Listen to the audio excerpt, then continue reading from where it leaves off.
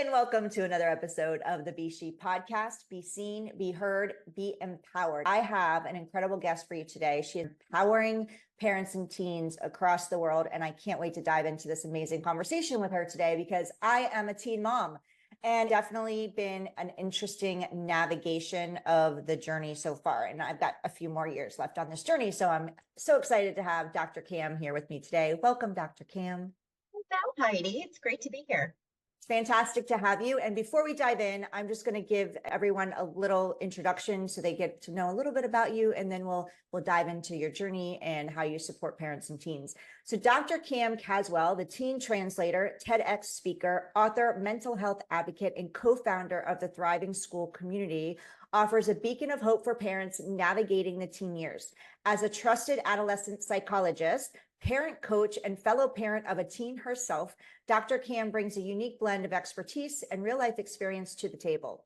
On her hit podcast, Parenting Teens with Dr. Cam, she cracks the code on teen behavior, dismantles communication roadblocks, and equips you with science-based strategies to build a stronger connection with your teen and create a calmer, happier home. Oh, I love calmer, happier home. I need that right now. So Dr. Cam, I usually ask this to all of my women entrepreneurs that I bring on.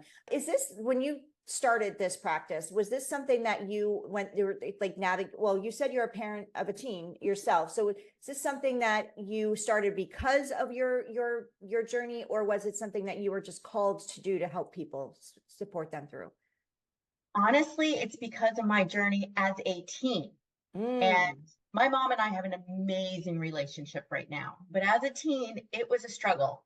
And I still remember just feeling like I was advocating for myself and I was grounded all of the time. We joke that I'm still technically grounded. There was this constant struggle. And then I went into psychology because I loved it. It's always something I was drawn in. I taught an adolescent psychology class.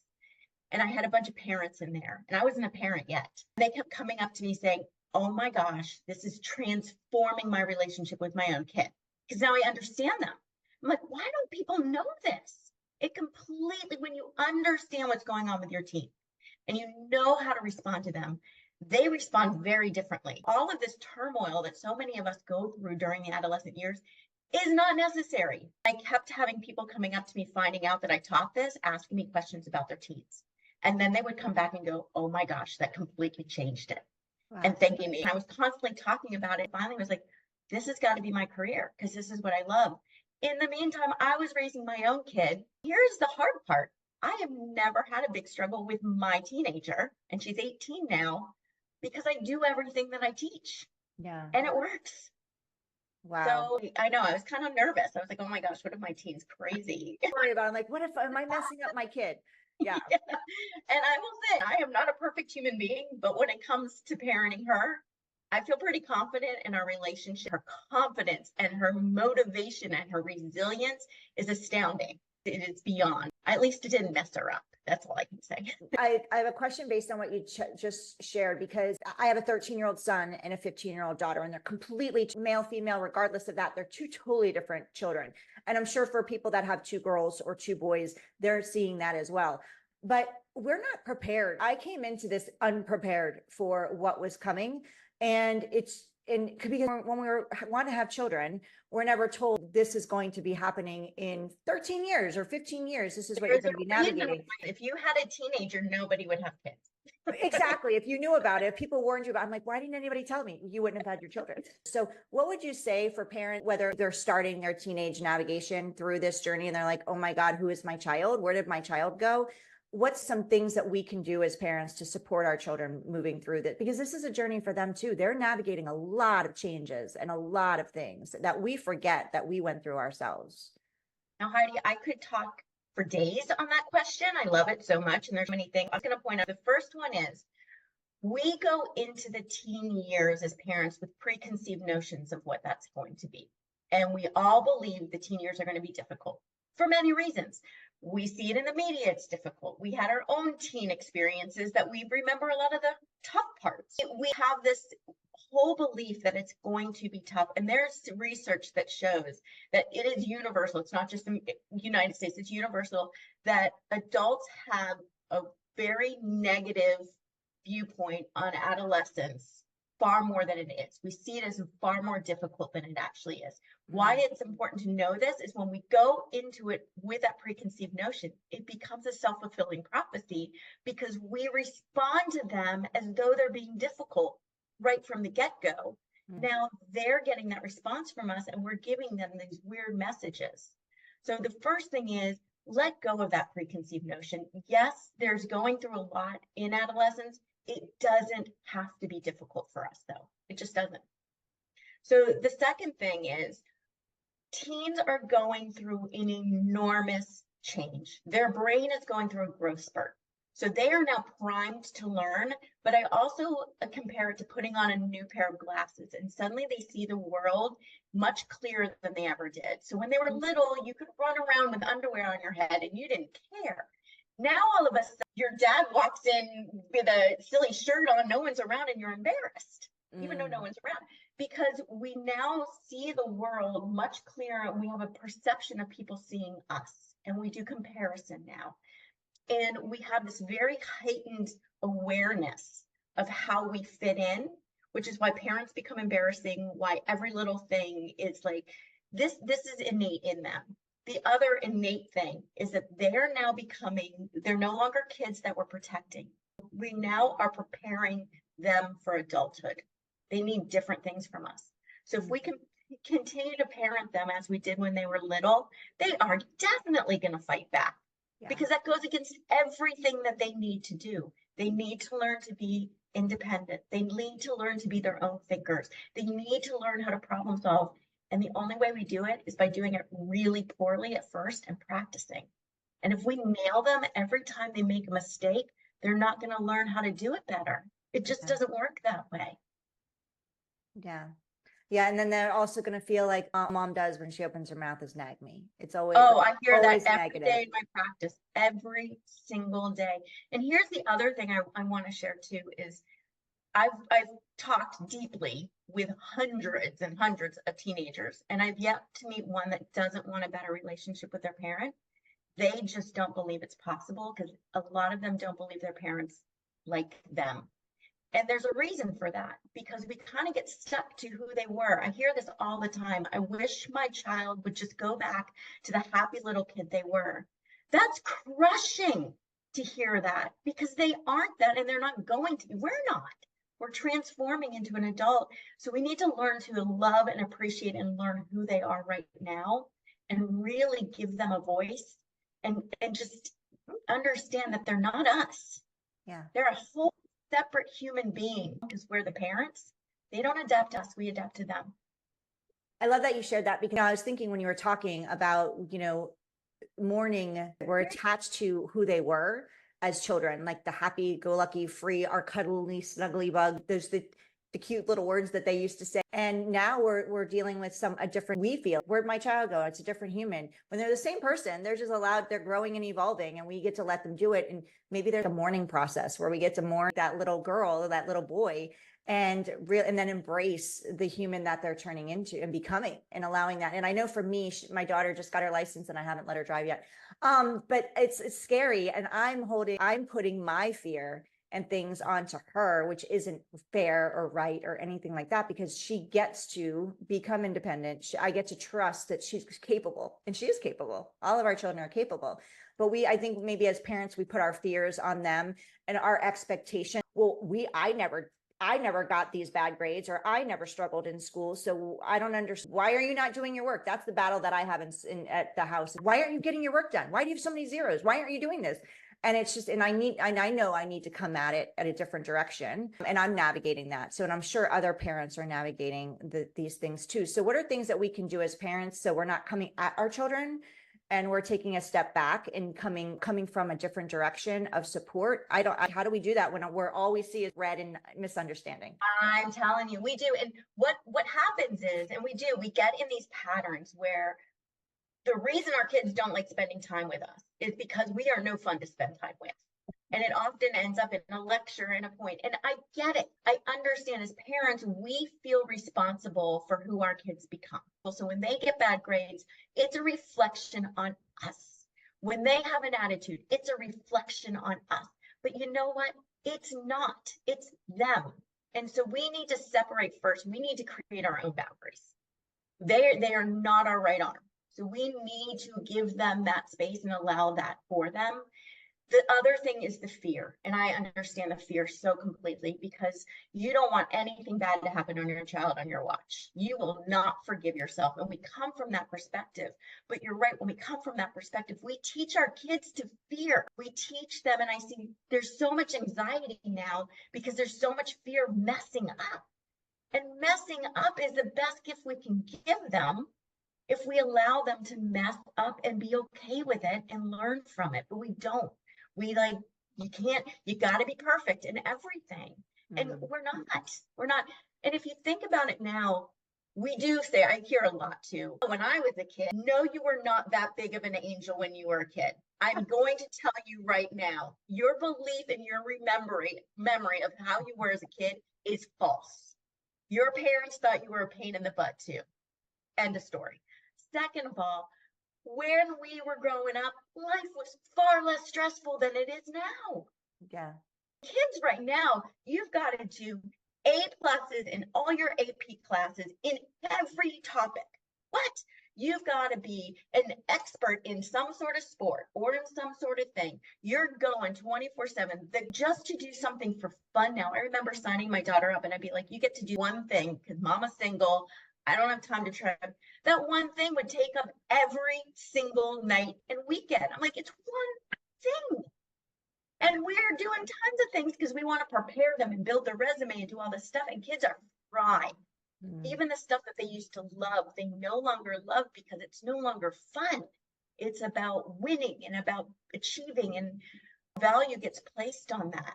And that is a difficult place to be. So they retreat into their rooms because they're like, I just want to be me.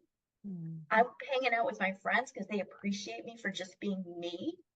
And we kind of create this sense that they don't belong in our home because we don't like the way they talk in our home. We don't like that they're messy. We don't like that they do certain things. It's their home too. It is. When we have them, we're giving, it is their right. It is their right for them to have a home. So it is their right to have a home that they feel like they belong in. That's all I can say. Yeah. You mentioned something and I thought about my son. He loves theater, and we want to put him in all these different activities. Like you said, you want them to have something. And I believe that, it's important for them to have something other than just school, because school can be just, it's exhausting if that's all they have, and they should be doing fun things. But I asked him, I said, do you want me to sign you up for this theater thing that's happening? And he's like, no, mommy, it's going to be too much because of with my school and my classes, because he's in all advanced classes. He's like, it's going to be too much. And I just want to have some time after school to just be with my friends. And I was like, okay. It made me sad because I wanted him to go do something and I thought he would enjoy it. But at the same time, I'm like, I get to listen to you. If that's what you want, there's another session in the summer and you can do a theater camp in the summer. So that's what he does now. But, I think, yeah, I like that you said that because we can push them to do all these things and they just want to have downtime. And they don't have time to be. And we have this false perception that if you're not constantly doing something and you're not always productive, and this was our generation too, like you're slacking off or lazy. And this is I believe is one of the causes that our mental health is so bad, is because we don't have time to just be. And people will be like, all they want to do is be on their phone. Yes, that is true, because they don't have a lot of time. First of all, that is an easy thing to go to. It is also how they socialize. It's how they entertain themselves. It's how they educate themselves. It's how they chill out. We need to change our perceptions of the phone. It needs to have a healthy balance, but seeing it as this evil thing that we need to remove from them, we're not winning and we're not helping them develop a healthy relationship with it. We're actually feeding into their addiction because we're making it even more desirable by constantly taking it away. And that's a good point. I've never taken the phone away from my daughter, ever, because it's never been about that. And so I focused on, let's look at the behavior, why that behavior exists. Always get curious. Always. There's a behavior. I'm giving my child the benefit of the doubt because I know she's a good soul. What's going on? I know when I'm tired, I'm not very nice to be around. She's tired. She's not very nice to be around. I'm not punishing her for being tired and snippy.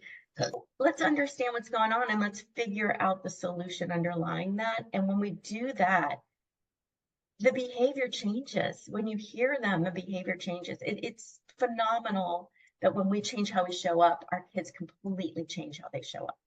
And they'll trust us and talk to us more. They'll be more open and tell us what's going on. I love that my daughter gets in the car and I ask her flat out. We have the conversations. It's one thing I will do. If I go crazy with something like her grades or something, I'll go later and say, listen, I'm navigating this too. This didn't come with a manual. I shouldn't. I apologize for flying off the handle or yelling. Let's have a discussion. I'm here to support you. Because I feel like I tell her all the time, you're struggling, let me know. I can get you help, but I can't read your mind. And then she doesn't do it. Then I get frustrated. So it's an ongoing battle. I really love that you help parents with this because it's like, we're navigating this too. We're learning, they're learning. It's all over again. Yeah. You don't get it down once and it's done. You're figuring out constantly. Yeah. I think that's such a great point, Heidi. I think one of the biggest things you said there that I want to encourage parents to do a lot is when you recognize that you made a mistake, apologize for it. That has the biggest foundation for trust. It also teaches our kids that it's okay to make a mistake and apologize, because if we don't apologize for what we do, we're telling them it's not okay to make a mistake. And they know we did. So they don't trust us and they don't feel comfortable apologizing to us because they see it as a sign of weakness, because we do. So we got to be careful when we notice things in our kids. The first thing we need to do is go look in the mirror and go, what are we modeling to our kids? I've done it many a time and I'm like, oof, that's me. And I'll stop and I go, I'm so sorry. I taught you to respond that way to this. And that is me. I need to work on that. Let's figure out a way to work on it together, because I don't want you that free, right? I have a question based on what you just shared, because I have a 13-year-old son and a 15-year-old daughter, and they're completely male, female, regardless of that. They're two totally different children. And I'm sure for people that have two girls or two boys, they're seeing that as well. But we're not prepared. I came into this unprepared for what was coming. And because when we want to have children, we're never told this is going to be happening in 13 years or 15 years. This is what you're going to be navigating. I would love to know, for the female entrepreneurs listening, this podcast is around supporting a healthy relationship with life as women and our business. But it's about growing a business, building a business. So can you share your journey? What was one of your biggest challenges that you faced as you've been building and growing yours? Oh my gosh, there's challenges every single day. So the first one was, I had initially tried to start the business before, and I am a creative. I am a thinker and big picture person. I am not a business person, right? Like the whole other piece of it to me is just not where I'm comfortable. So building a business it takes a lot of accountability. It was scary. And I'm a single mom. So I gave up and I went back to an office job, and I'm like, I'll build this on the side. No. So then I left another job and had a severance for it. So I used that money as my startup money. And I said, it's in my heart so much to do this. I've got to figure it out. So the biggest thing I did differently that time is I put in an investment into myself, and I got someone to coach me. And I put that in and said, I'm making this huge investment, which now puts heat under me to make this succeed. But I'm also believing in myself that I'm worth the investment and I'm going to succeed. And it's a lot of ups and downs, but because of that, I was able to every day show up and go, okay, I have someone helping me know what to do rather than just sitting there spinning my wheel, right? And that slowly but surely, I mean, the first year I made no money. I spent a lot of money. I made no money. And I'm like, oh my God, what am I doing? And it's just started to pick up and things just started to happen. And it's still scary every single day because there's so much change, but I'm excited every day. And Heidi, the number one thing that keeps me going is after I left my job, and which I was not happy at all. And I was in this, still trying to figure it out for about a month. My daughter comes up to me and she goes, Mom, it is so great to have you back. Yeah. My whole demeanor had changed. Every day she comes in and she's like, Mom, I am so proud of you. No, I can do whatever I want to do because I see you doing it. And that the days where I'm just like, I don't know what I'm doing, I'm just going to go back and be safe. Those are the days I'm like, nope, I'm not. Yeah. I want my daughter to see that she can do anything. And Mm. that's powerful right there. And I'm sure for people that have two girls or two boys, they're seeing that as well. But we're not prepared. I came into this unprepared for what was coming. And because when want to have children, we're never told this is going to be happening in 13 years or 15 years. This is what you're There's a going to be reason navigating. I would kind love of. to know, for the female entrepreneurs listening, this podcast is around supporting a healthy relationship with life as women and in our business. But it's about growing a business, building a business. So can you share your journey? What was one of your biggest challenges that you faced as you've been building and growing yours? No matter what side of the coin you are, whether you're an entrepreneur or whether you're an intrapreneur, it doesn't matter. It's just as long as you're finding your happiness. And so I really love that you said that and brought your daughter into it. And that's one thing when I came back to it, it was because I wanted to be home with my kids. That was my why. And I think it's really important for anyone listening that you find your why, and your why can evolve and change, because my why when they were little was I wanted to be home with them. I still want to be home with them, but they're out, they're teens now. They want to do their thing with their friends, like you were saying, but they still know I'm here and they get to see me fighting for what I want every single day. And it's not always fighting. It's fun, right? We get to have fun with it, but it's Oh, a lot. very Yeah. rewarding. It's very rewarding. So what would you say to people who are starting and might be a single mom? Maybe they're a single mom, because it is hard when you're doing everything yourself. And so what would you say would be one of the things that got you through? What was besides because you did have a coach, you invested in yourself, which I love. And I think that's super important. Don't do this journey on your own. Whether you have support at home or you're single, find support outside, because it's a different world in the online virtual space. And it's really good to have people around you that are doing what you're doing, that are in the entrepreneurship, working towards their goals as well. The accountability, like you said. But what's something else beside that kept you going on those days? One of the things that I spent a lot of time doing my first year was going out there. It was through LinkedIn, but reaching out and networking and going back to a lot of people I had known in the past. And it was interesting because by doing that, I found that other people that were on a similar journey, and we would have calls and support one another. I just found this network of people that were also in there doing it. I also found my family was extremely supportive of me. All of them were cheering me on and doing it. So finding that support, however it is, whatever it looks like, you can go find it. Having that just gets you through some of those tough days. But I think it's also remembering your why. And you were saying, it's one of those things where I have had this calling and people were telling me, change it a little bit, go focus on this instead. And it's more profitable and more this. And I'm like, you don't understand. This is my calling. And it's weird. I don't even know where it comes from, but this is what I'm passionate. That goes too. I have a job to do. Mm-hmm. And every time I would talk to somebody that was thank you, or you helped me. This is why I do this, because I'm put here to help this area of people. Mm-hmm. And I think those are the things that you have to keep going. And it's weird because things just somehow, no matter how scary and out there you feel, you figure it out. It somehow figures out when it's the right path. I don't know how, but it does. Yeah. And networking is really, I'm an introvert. So networking is, I think of it and it's got that negative connotation to me because it's like, oh my God, I get nervous. And I've been doing this for years and you would think it gets easier.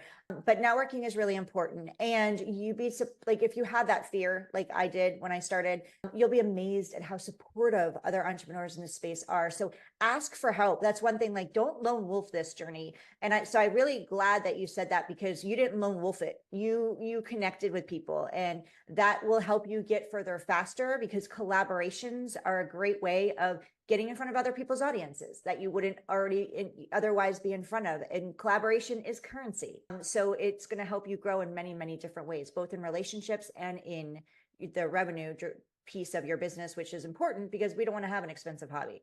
Yeah, no, and I did for a long time. In fact, my finance guy was like, you need to just claim this as a hobby. And I'm like, oh. That's not what I don't need a hobby full time. This is bad. But I think I don't like going to networking events. Like those just eat me. I just hate them. Mm. But what I did was I just reached out to a lot of people through like LinkedIn, like all of these people I had, and I reached out to people I hadn't talked to in years. And it was cool because a lot of them were like, oh my gosh, hey. And it was just hey, I'm doing this. Just love to talk to you. What's going on? And we would get on like Zoom calls, even that. This was even pre-COVID, but during COVID especially, get on Zoom calls and just catch up. And every once in a while, it'd be this really amazing connection. And they're like, oh, I know that. And so you never know. So when you go into it without any expectation, just saying, I'm just going to let people know. And I'm just going to connect with people and just see what people are up to. And it can be a 2-minute call. It can be a 2-hour call. I don't know, but I'm just going to put myself out there. And it was so cool. It was, and everyone was like thrilled to be remembered, to be asked advice. Everyone loves that. Yeah. Right? Yeah, for Cool. sure. So how do we, speaking of your business, can you tell us about that? And also, I know you have a free gift for everybody too. I do. So I do one-on-ones, but when I'm building out, because I want to make sure that I reach more people, is I'm building out a Thriving Parent Academy. And this is where you get to work with me in a group setting online, virtual. So I have actually people on there that are from overseas. It's really cool. So we get together several times a month and I do a master class. And then most of the time we just do laser coaching. And what is so phenomenal about this is the parents that come in there realize that they're not alone, that this struggle that they've been having and feeling like they're failing, they realize everyone else is having the same struggle. They are not failing, and there's things that you can do. And we learn from each other. We build up this account. It's wonderful, and it's a great environment. So I have that, and that's just at Thriving Parent. And you can go in there, and I'm welcoming new people in. The new class in. So it's a really fun environment. And I look forward to those all the time doing that. And then I have several freebies. So I'm going to do the one that is about helping our kids stay motivated, because I think this is a big one, is that how do we motivate teens? This is a struggle one. So that's just at askdrcam.com/motivation. Amazing. I'm going to grab that because that's the biggest thing with mine. How do I keep her motivated? How do I keep her inspired? Because that's what I hear. I'm just not motivated. And I'm like, I don't know how to get you motivated if you're not motivated. I'm going to tell you a little trick, Heidi. We can't externally motivate. And that's the problem is we're trying to do this. It's about tapping into their internal motivation. Yeah. And that's when they go crazy. And I've seen this with my daughter. She is such a go-getter. I won't say I've never, I've barely ever nagged her or done anything that growing up. And she is so motivated. It's amazing. I think like taking things away is how many of us go to trying to motivate them. It's like, okay, well, if you don't do this, then you're going to lose this. And that doesn't do it. It defeats them before they ever even get there. It makes them feel justified in being angry and resentful. And again, it doesn't teach them anything. It definitely doesn't drive into their internal motivation. So it sets us back quite a bit. And it's hard for parents to embrace that because they don't know what else to do. That's what I teach you, what else to do. Yeah. So go check out the Thriving Academy, thrivingparents.org. And I really like that you do group. I do group program too. And I think it's exactly what you said. It allows us to know as parents, we're not alone. There's other parents and you get to have conversations with other parents and creative ideas start flowing and you feel supported and you have a community of people to go to when you're like, oh gosh, what did I just do? Now you can go, because talking to our parents doesn't always work, right? Because we're emulating some of the stuff that they did that we grew up doing. Yeah. So we need other people out there outside of our family sometimes to talk to that are going through it as well. I have a question based on what you just shared, because I have a 13-year-old son and a 15-year-old daughter, and they're completely male, female, regardless of that. They're two totally different children. And I'm sure for people that have 2 girls or 2 boys, they're seeing that as well. But we're not prepared. I came into this unprepared for what was coming. And because when we want to have children, we're never told this is going to be happening in 13 years or 15 years. This is what you're going to be navigating. I would love to know, for the female entrepreneurs listening, this podcast is around supporting a healthy relationship with life as women and in our business. But it's about growing a business, building a business. So can you share your journey? What was one of your biggest challenges that you faced as you've been building and growing yours? Oh my gosh, there's challenges every single day. So the first one was I had initially tried to start the business before, and I am a creative. I am a thinker and big picture person. I am not a business person, right? Like the whole other piece of it to me is just not where I'm comfortable. So building a business it takes a lot of accountability. It takes a lot. It was scary, and I'm a single mom. So I gave up and I went back to an office job, and I'm like, I'll build this on the side. No. So then I left another job and had a severance for it. So I used that money as my startup money. And I said, it's in my heart so much to do this. I've got to figure it out. So the biggest thing I did differently that time is I put in an investment into myself, and I got someone to coach me. And I put that in and said, I'm making this huge investment, which now puts heat under me to make this succeed. But I'm also believing in myself that I'm worth the investment and I'm going to succeed. And it's a lot of ups and downs, but because of that, I was able to every day show up and go, okay, I have someone helping me know what to do rather than just sitting there spinning my wheel, right? And that slowly but surely, I mean, the first year I made no money. I spent a lot of money. I made no money. And I'm like, oh my God, what am I doing? And it's just started to pick up and started to pick up, and things just started to happen. And it's still scary every single day because there's so much change, but I'm excited every day. And Heidi, the number one thing that keeps me going is after I left my job, and which I was not happy at all. And I was in this, still trying to figure it out for about a month. My daughter comes up to me and she goes, Mom, it is so great to have you back. Yeah. My whole demeanor had changed. Every day she comes in and she's like, Mom, I am so proud of you. I know I can do whatever I want to do because I see you doing it. And that the days where I'm just like, I don't know what I'm doing, I'm just going to go back and be safe. Those are the days I'm like, nope, I'm not. I want my daughter to see that she can do anything. And that's powerful right there.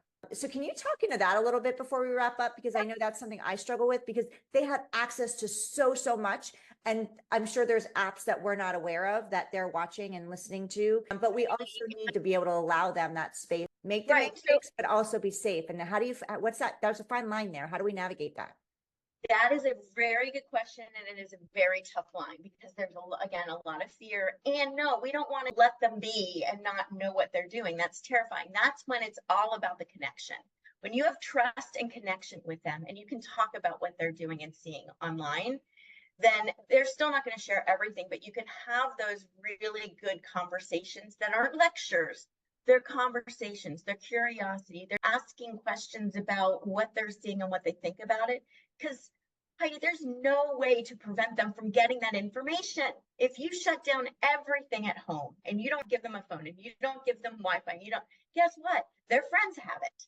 So they're going to get it. And if the more we deny them of it and the more we break that connection and that trust, the more they're going to go do it without any guidance. That scares me. That is what scares me, is that they're going out there feeling like I'm going to sneak this in and I'm going to do these things. And now I don't have anyone to talk to other than my friends who may not have any better information. I want my kid on there. I want her to see stuff she shouldn't see so we can talk about it and know how to address it. That's key, right? Yeah. But I also know I have a relationship with my daughter, and my daughter also has developed enough self-esteem and awareness in the world to know and be able to discern, this is bull, this is not good, this is not good. And she knows that. It's not healthy. Right? So it's healthy.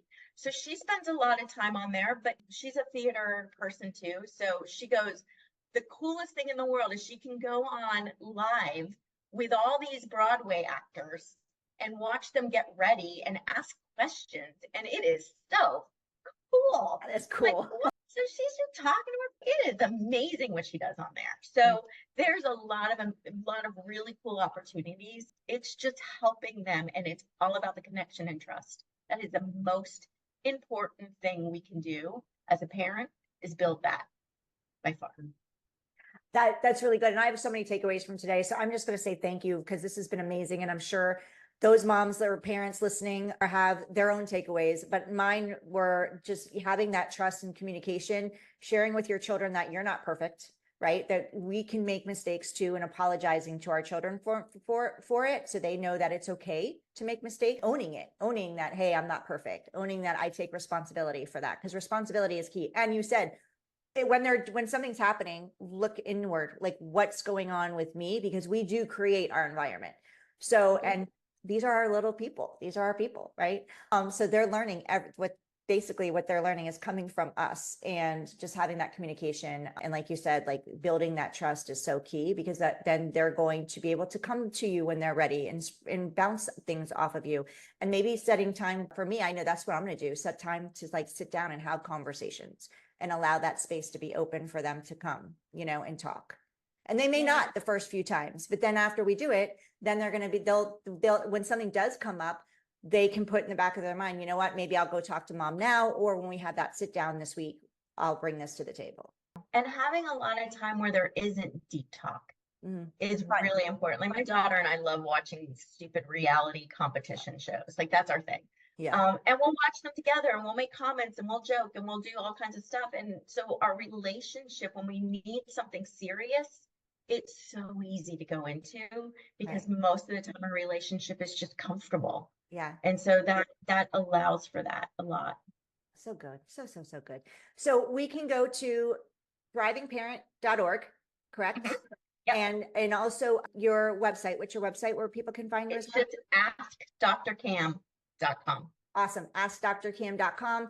And we're going to drop the link here also to grab the free gift that Dr. Cam has for you. So you can go to the show notes and get everything there. Reach out to Dr. Cam, because she's just awesome. I think you're amazing. I really enjoy, we have so much in common. So it's just this, and I love this conversation. And thank you I have received so much support today.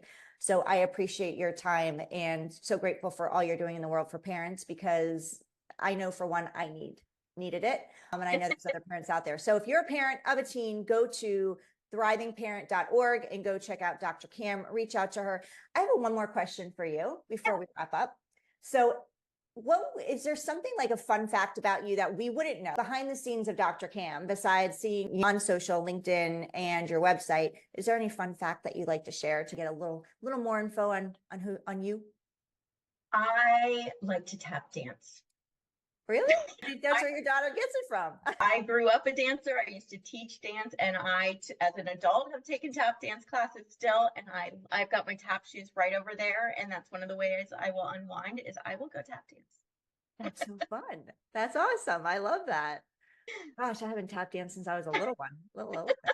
It's fun. Get those taps out. It is so stress relieving. It's amazing. Wow, so much fun. Thank you for sharing, Dr. Cam. And thank you for being with me today. I really appreciated your time. It's been such a pleasure.